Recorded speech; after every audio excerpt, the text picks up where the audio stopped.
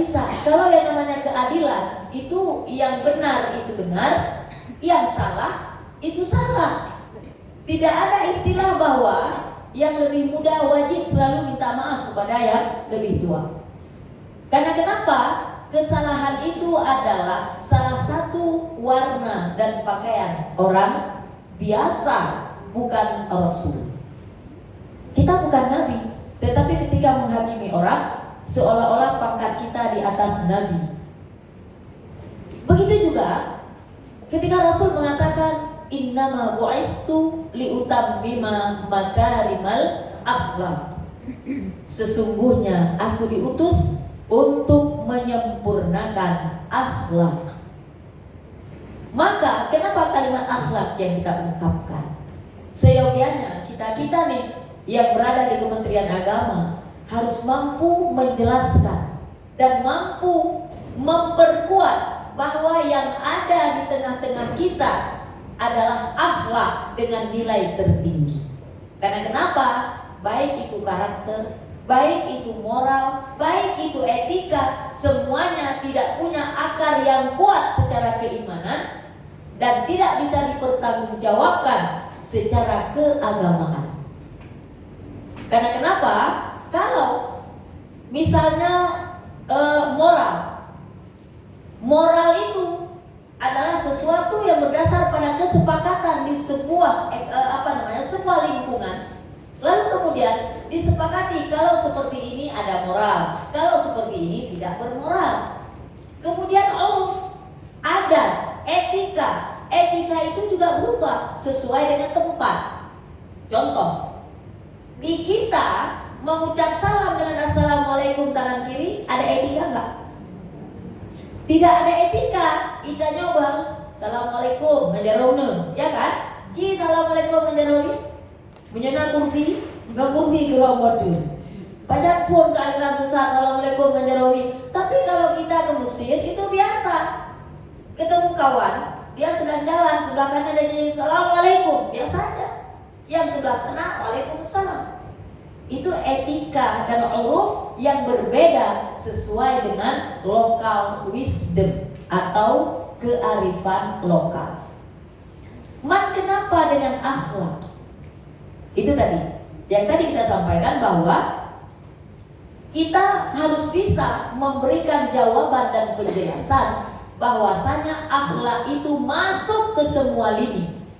Karena kenapa? Akhlak itu terambil dari satu akar kata dengan kalimat khaliq. Khaliq itu apa? Khaliq, pencipta. Kita manusia lat batak kaya bate, hanya pula lat batak kaya bate. Lat batak kaya bate maksudnya gini, semuanya yang lain al-kaunu, semua yang ada yang diciptakan oleh Allah. Jadi ketika disebutkan kita dan lain semuanya yang nampak atau yang tidak nampak, kita selaku makhluk yang nyata, kita makhluk offline, tapi ada makhluk yang online. Ada yang online kan? Siapa lebih tua kita dengan yang online? Mereka sudah menjadi alumni surga, kita belum tentu masuk surga. Yang sudah berada di surga saja bisa terusir dan tidak akan pernah masuk lagi ke dalam surga. Karena kenapa? Karena satu password yang dipakai, ana khairum minhu, saya lebih baik dari dia. Jadi ketika kalimat saya lebih baik dari dia, itu adalah kalimat kewaspadaan. Menyokana karap seben-seben kena ingat aja bebe. Ini kenapa? Karena gurunya di sana. Nah gitu ya. Nah jadi ketika misalnya dikatakan akhlak tadi, itu adalah yang akan menjadi pengikat antara kita makhluk dengan Khaliq.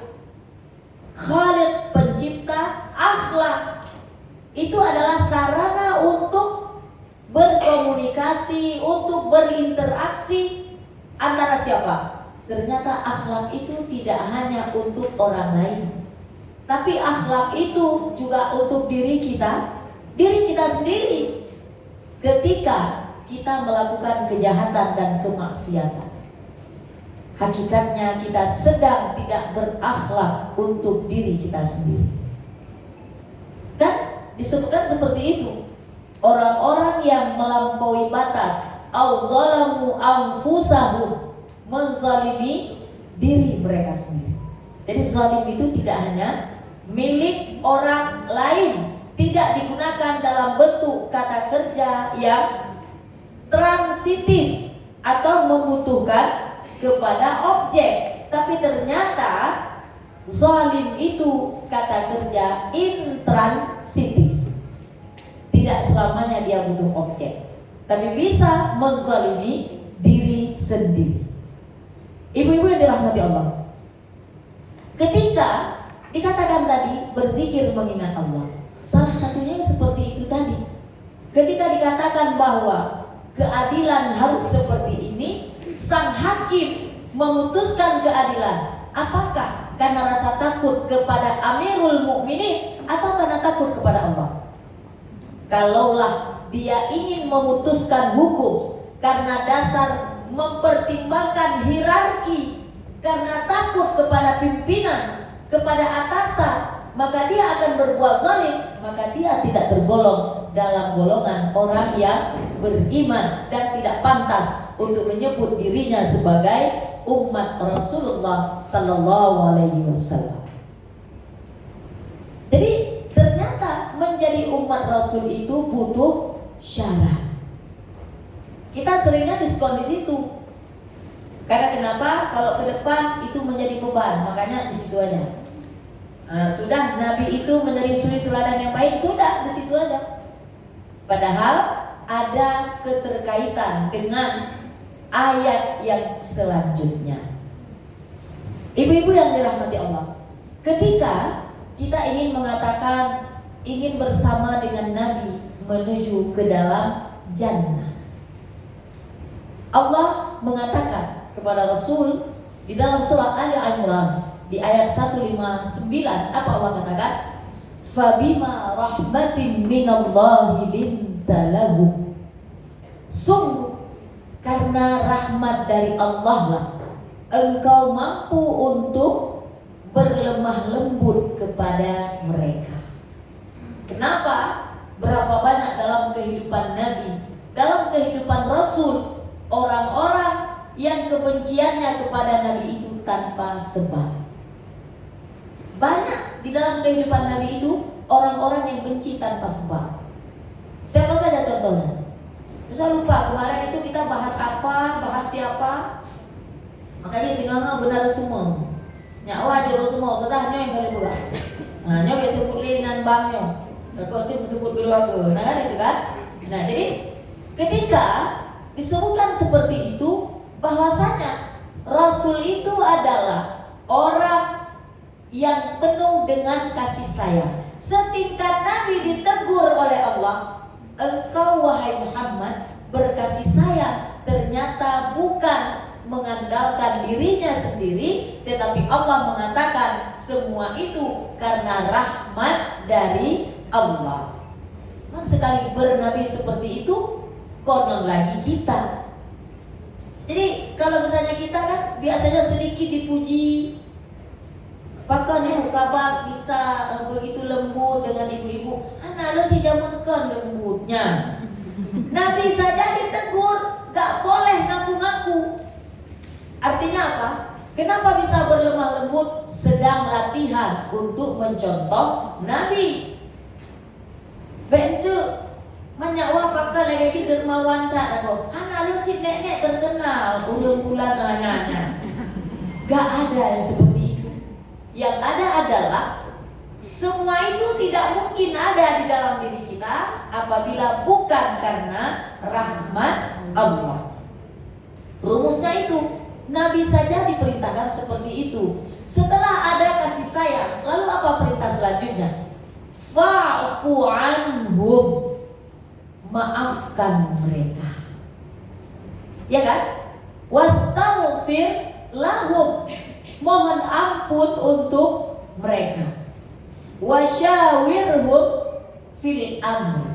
Bermusyawarahlah dengan mereka.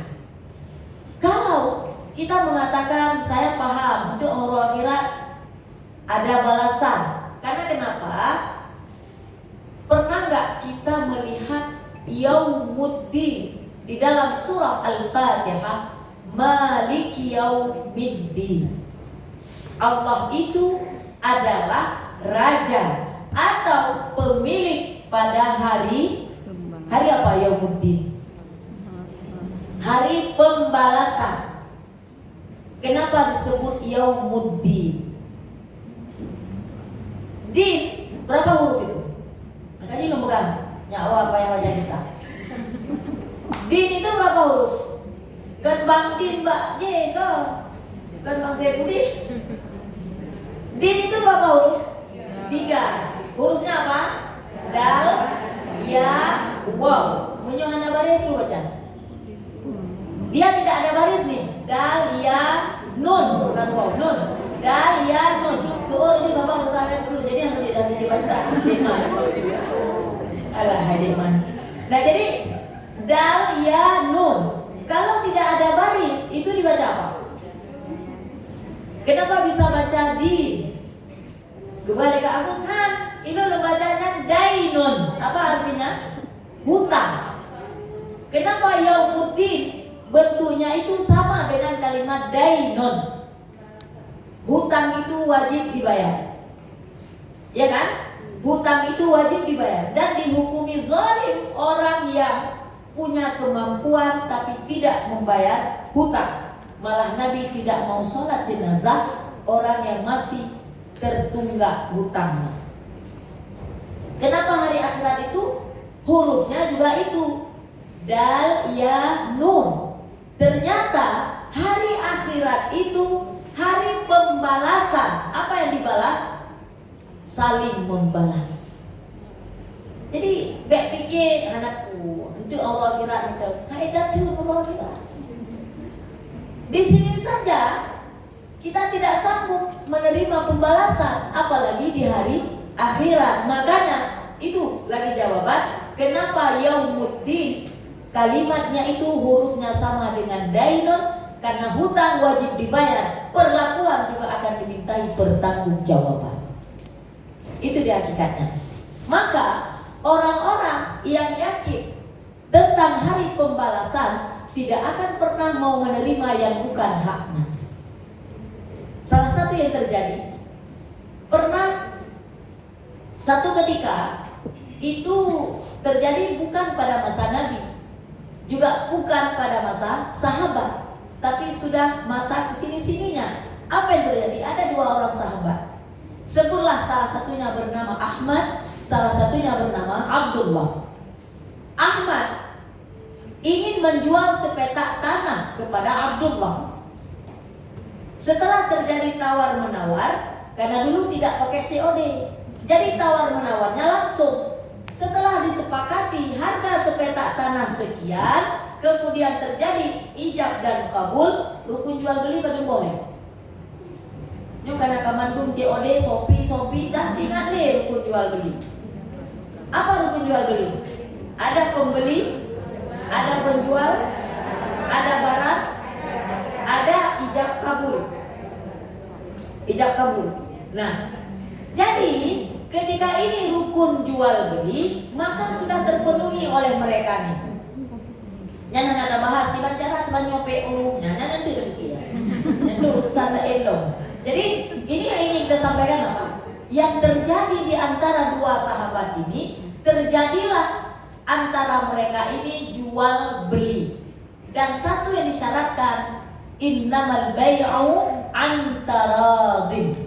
Sesungguhnya jual beli itu harus saling ridha.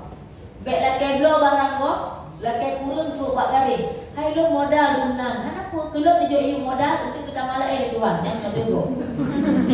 Nah kan itu betul. Mele istilah apa? Hai bu nggak paham. Pembeli adalah raja. Kalau ibu-ibu kenang ke lagana, ibu-ibu 3 kali harus balik. Hai pak, betul. Pembeli adalah raja, tapi rajanya, nah raja zalim, nah raja yang gak gitu. Sekali harus istilah, gitu kan? Tanya menancip, jangan pergi ke toko orang, kabe tayo iwan beli 15 buah baja, tahu-tahu bele pak kedainya lebih murah. Itu bukan raja yang baik, tapi itu adalah raja yang zalim. Meme gaya pembeli adalah raja, hai pak. Nah gitu.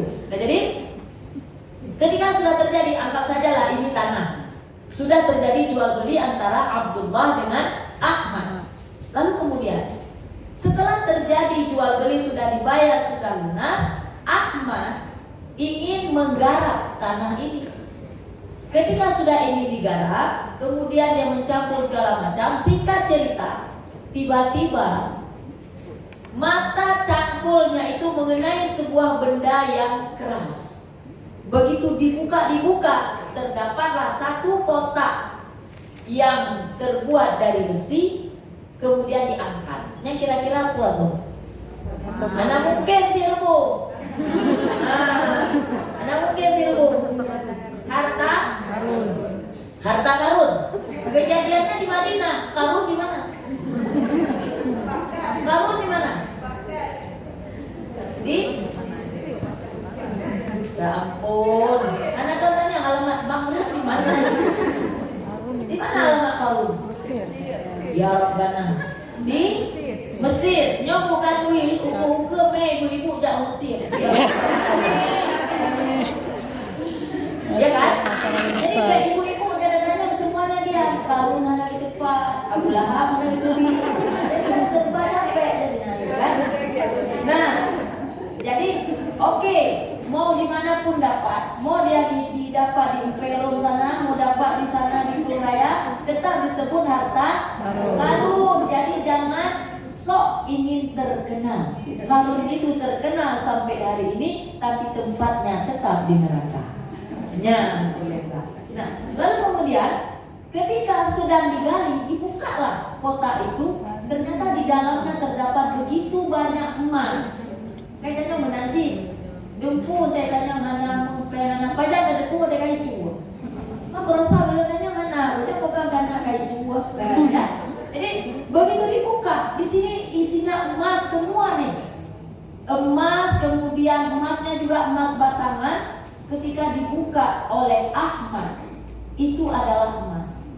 Pertanyaannya, misal nih, Cici jual tanah ke KB.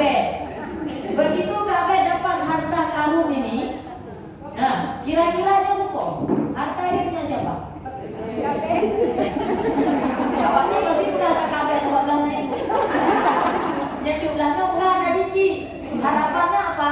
Apakah hajut nambah dia? Padahal mimpi. Kan? Nah, jadi ini milik siapa nih? Ada KB. Jadi ada KB dan lupa di bagian. Bang Banjir ada KB. Kenapa ini menjadi miliknya?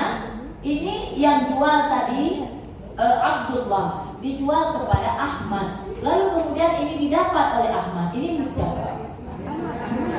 Milik siapa? Sepakat milik Ahmad. Oke. Lihat. Gimana? Sudah ijab kabul, apalagi posisinya yang beli Kak Teti. Kalau ijab kabul sudah ada hitam di atas putih. Nah, itu kan? Jadi kejadiannya apa? Ketika Ahmad melihat ini, langsung beliau itu ambil, beliau antar seperti ini kepada Abdullah. Oh Cici, Kakek sudah dapat ini, beliau antar ke Cici.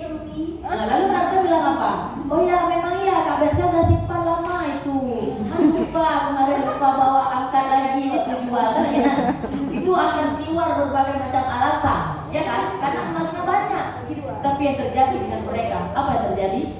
Ahmad nantar ke Abdullah. Apa katanya? Wahai saudaraku, yang aku beli sepetak tanah, sementara barang ini tidak sebanding dengan uang yang aku bayarkan untukmu. Kain pun. Nah, misal nih kita yang diantar, iban makai belangan alun belanya dicok di belakang. Iban don cigat harakai kapulan ya kan? Tapi yang terjadi dengan mereka apa? Abdullah bilang apa? Tidak. Saya tidak terima Kenapa? Karena kita sudah ijab kabul. Abdullah bilang gitu. Saya nggak mau. Ketika sudah terjadi ijab dan kabul, maka tanah itu termasuk cacing yang ada di dalamnya itu sudah sah menjadi milikmu. Akhirnya yang ini bilang enggak, saya tidak sebanding. Yang ini harganya segini dengan tanah harganya segitu. Begitu sudah yang terjadi yang seperti ini, apa lalu kemudian yang ada di pikiran kita? Oh kan hanalo mina. Kan itu. Menyelewat le pasti lewat menaman ke awak ron nunjuk baju kapo, nyoba lu selamatkan lu. Itu kan? Yang kami bijak mana tanya. Nah gitu. Jadi ketika sudah seperti itu, mereka sama-sama tidak mau terima. Ketika tidak mau terima, mereka pun membawa harta ini kepada seorang qadhi. Ketika dibawa kepada qadhi, apa yang terjadi? Qadhi yang dibawa bukan qadhi yang ada di mutalaah kitamah. Ingat dulu, al-qirdu wa qit'atul lahmin. Dulu kami ada tuh mutalaah qiraat rasyidah. Itu kisahnya seekor kera dengan apa German? Dengan sebongkah daging. Apa yang terjadi dengan kera ini? Kucing dan anjing memperebutkan sebongkah daging. Alasannya apa? Saya lebih dulu melihat. Saya sudah dekat, tapi kamu yang cari kemudian lari. Makanya ini dapat. Kamu bawa kucing dan anjing, bawalah kepada kera. Ini bak buang. Ada buangnya, ada pun. Pokoknya dia bawa kepada kera. Ketika sampai kepada kera, si kera ini dengan gagah perkara dia keluar bawa timbangan. Timbangan yang ada dua tuh, kan ada. Kalau di pengadilan pasti timbangannya beda sebelah, nggak ada. Dengan hakimnya tertutup mata, gitu kan? Nah jadi di bawah yang dua itu duduklah si kera seperti hakim bau. Dia ambil daging itu, waduh duduk oleh bahlul buadi kata si kera tadi. Diambil daging ini dibelah dua. Tapi dalam belahnya itu meklok samping. Nah ketika dibelah itu tidak seimbang, begitu ditaruh di timbangan tentu akan berat sebelah. Ketika mereng kanan, diambil yang kanan, oh berarti ini nggak sama. Digigit oleh si kera ini, gigit nyambut seperti mak-mak gigit es krim di tangan anak. Ya kan? Sikit untuk mama doa bimbing hidup. Alasannya kenapa dia nggak boleh banyak makan es krim. Jadi dia nampaknya kayak mana ingat dia tadi. Jadi ketika si kera ini dia gigit jadi besar, taruh lagi, udah mereng kiri. Ketika mereng kiri, oh ini belum pas, gigit lagi terakhir, tinggallah kecil daging itu. Apa kata si kera? Nyoha amel. Amel dimakan. Semuanya dimakan untuk dia. Akhirnya apa? Anjing dan kucing ini kakek hanya merumpok sih, yang tinggal hanya tahu kedua-duanya. Nah, ketika sudah terjadi seperti itu, ya sudah, karena yang dibawa hakimnya adalah kera. Si Abdullah dan Ahmad tadi membawa kepada seorang hakim, kepada seorang qadhi. Mereka dua-dua nggak mau terima. Terakhir apa yang terjadi? Si qadhi ini tanya, wahai Abdullah, apakah engkau memiliki anak gadis? Abdullah jawab, iya. Dan biasanya ketika pertanyaan itu mendadak, kan nggak sempat mikir nih. Biarpun nggak nyambung, jawab aja terus. Dia tanya, kamu punya anak gadis nggak? Ada, kata Abdullah. Saya punya anak gadis. Tanya kepada Ahmad, lah Anda, ada nggak anak laki-laki yang sudah sampai umur untuk menikah? Dia juga jawab, ada. Meski nggak nyambung, jawab dulu ada. Apa kata si qadhi ini? Demi keberkahan kalian, keluarga kalian berdua, anak laki-lakimu, mintalah melamar anak gadis ini, jadikan harta berkah ini sebagai mahar mereka. Ketika ditanya, kenapa kalian berdua tidak terima? Apa jawabnya? Kami takut harta ini tidak bisa kami pertanggungjawabkan nanti di hadapan Allah. Hari ini kami boleh berdialog, kami boleh beralasan, tapi Allah tahu ketika ijab kabul sudah terjadi di antara kami, maka yang berlaku adalah hukum syariah. Jadi itu seyogianya yang disebut dengan wadzakarallaha katsira. Banyak mengingat Allah. Begitu di hadapan emas permata pun ternyata yang nampak adalah Allah. Mami dah nyoba bedakannya. Sikit ada sudah lain kala ini. Kan ada pun dan nyokan nyokan kedekatan kalau. Jadi ada sajalah. Jadi makanya dikatakan ketika 3 syarat sudah terpenuhi, kita beriman kepada Allah dan apa yang disampaikan oleh Allah, beriman kepada Rasul dan apa yang disampaikan dan dicontohkan oleh Rasul. Karena kita membaca Al-Quran tetapi kita kurang aplikasi dalam amal perbuatan. Kenapa? Kalau sahabat dulu mengajarkan Al-Quran berbarengan dengan mengajarkan sirah an-nabawiyah. Dengan semangat kita memperingati dan merayakan maulid baginda Muhammad sallallahu alaihi wasallam sebagai wujud kecintaan kita kepada beliau, maka marilah sama-sama kita kembali mengaji, mengkaji dan juga berdoa kepada Allah supaya diberi kekuatan untuk mengaplikasikan apa yang sudah disampaikan oleh baginda Rasul dalam kehidupan kita sehari-hari, dengan harapan bahwa kita nanti apabila sudah diberi kesempatan mencontoh Nabi, maka dikatakan oleh Rasul seseorang itu akan dikumpulkan bersama dengan orang yang dicontohnya, bersama orang yang dicintainya. Dalam momen peringatan Maulid ini kita persaksikan kepada Allah bahwa kami ya Allah mencintai Nabi kami. Maka tolong nanti di yaumil mahsyar berikan kami kesempatan untuk memperoleh syafaatnya. Karena engkau Nabimu menjanjikan bahwasanya seseorang itu akan dikumpulkan bersama orang yang dicintai. Hari ini kami persaksikan bahwa kami berkumpul karena kecintaan kami kepada baginda Rasul. Maka tolong kumpulkan kami nanti bersamanya di dalam Jannatul Firdaus insya Allah. Semoga kita yang hari ini Allah kumpulkan dalam keadaan